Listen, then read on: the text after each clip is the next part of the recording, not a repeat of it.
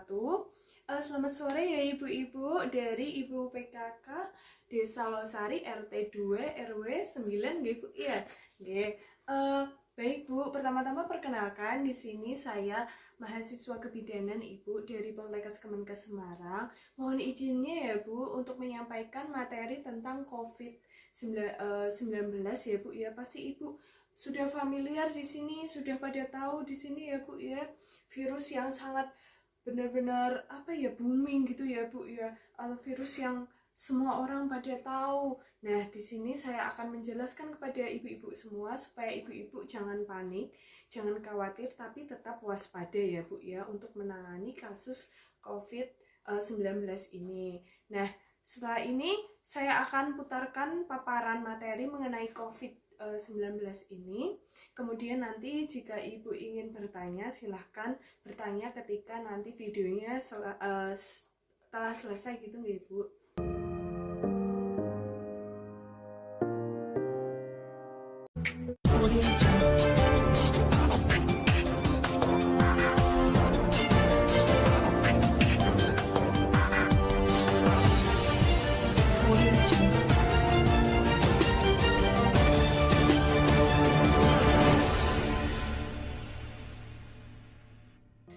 Hai sahabat kesehatan, jangan lupa untuk jaga kesehatan ya.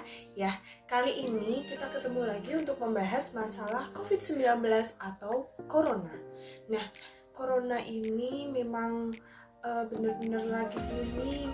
Karena apa? Karena virus ini bisa menginfeksi sistem saluran pernafasan. Nah, kalian jangan panik, jangan khawatir, tapi tetap waspada ya.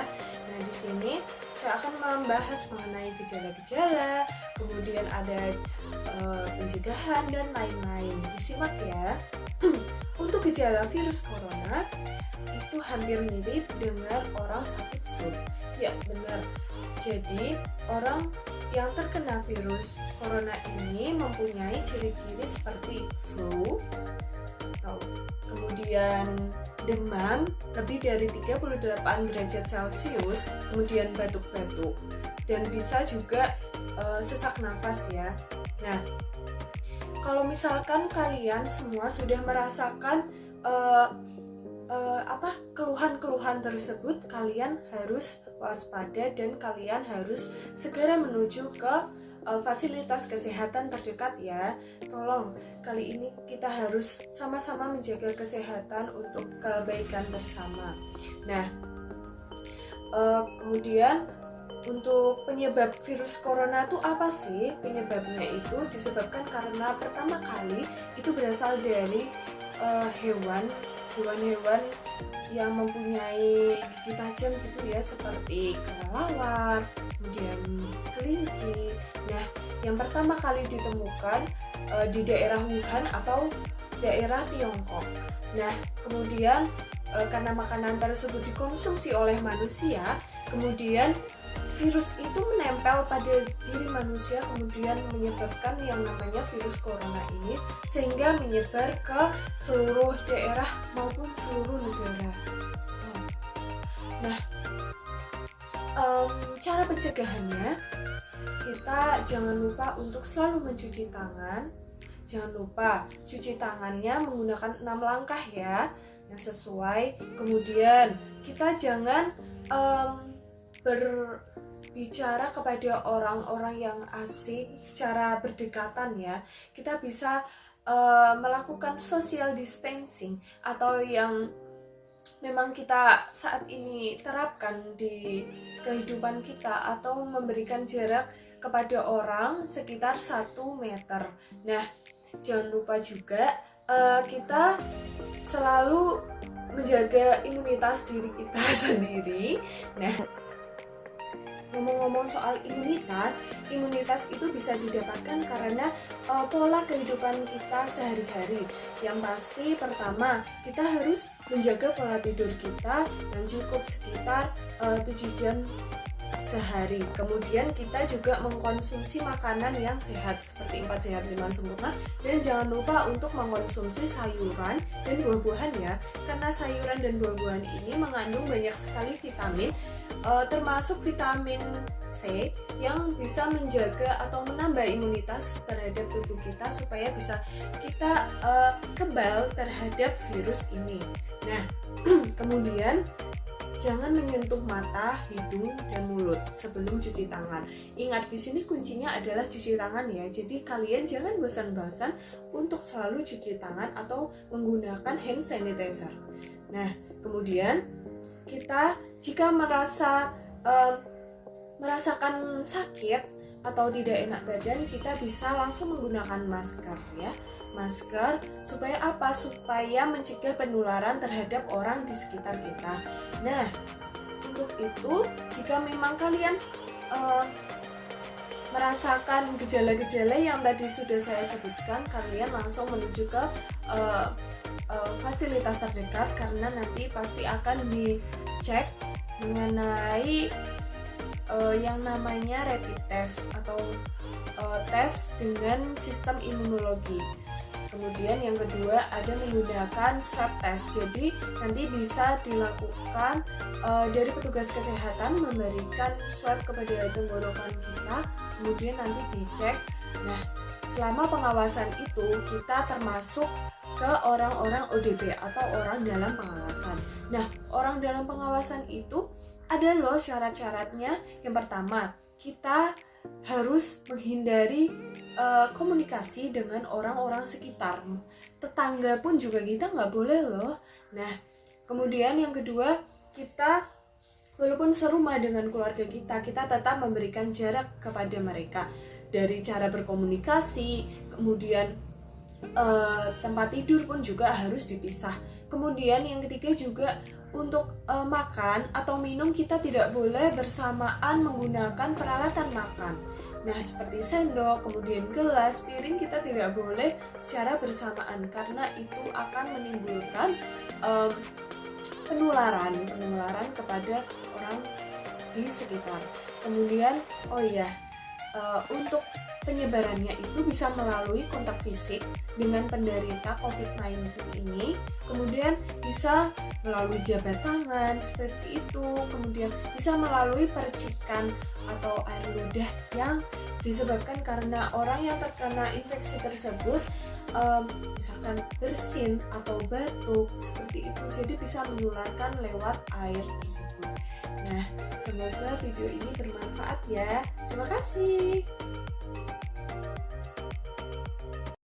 Nah, ibu-ibu tadi sudah nonton semua nggih, sudah disimak dan sudah dipahami nggih, Bu. Nah, sekarang saatnya untuk sesi tanya jawab. Silahkan ibu-ibu yang ingin bertanya atau masih belum paham bisa ditanyakan nggih, Bu. Monggo Ibu, siapa yang ingin bertanya? Monggo. Bu, saya izin bertanya, Bu. Kamu udah nggak, Bu? Saya mau tanya, Bu. Tadi kan udah dijelasin toh tentang apa tuh cuci tangan 6 langkah tuh gimana toh, Bu? Lah, wong biasanya saya tuh kalau cuci tangan cuma cukup gitu. Udah, Bu. Lah, kalau 6 langkah apa enggak kelamaan, Bu? Tolong ya, Bu ya, minta tolong soalnya saya tanya sama ibu-ibu ini juga enggak tahu ya, Bu ya.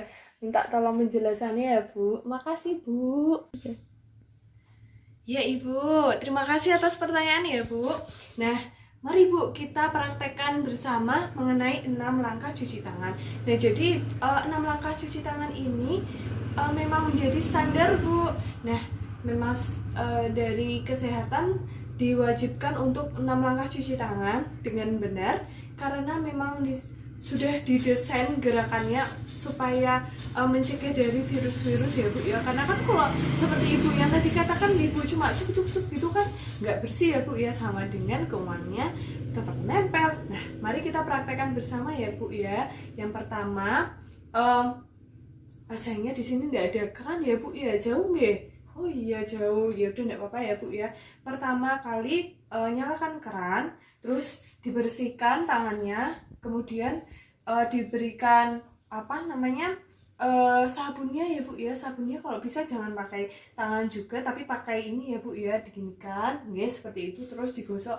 Nah, langkah pertama itu gini, satu, nah dipraktekkan Bu, ya bener. Kemudian dua, ini di sela-sela, jadi kemudian tiga di punggung-punggung, oke bener ya Bu ya. Empat, mengunci seperti ini. Lima, seperti ini Bu, kayak naik motor gitu ya Bu ya. Yang kelima, yang keenam, ini ya Bu ya, di ujung-ujung jarinya seperti ini, di bulat-bulat-bulat sesuai dengan arah jarum jam gitu ya Bu ya. Nah seperti itu ya Bu, mari kita praktekkan. Yang pertama, benar. Kedua Bu, ya benar. Yang ketiga, benar. Empat, benar. Lima, ya. Kemudian yang keenam. Nah, setelah itu baru kita nyalakan lagi kerannya menggunakan ini ya Bu ya, bagian sini. Kemudian sudah dimatikan, kemudian keringkan, bisa menggunakan tisu atau handuk yang bersih. Makin nggih Ibu, Ibu pada paham semua nih. Dan tadi saya lihat juga lumayan bisa Ibu-ibu ya, dihafalkan juga nggih Ibu. Apakah ada yang ingin bertanya lagi Bu? Oh enggak, ya udah Bu. Nah, untuk materinya sudah dijelaskan semua ya Bu.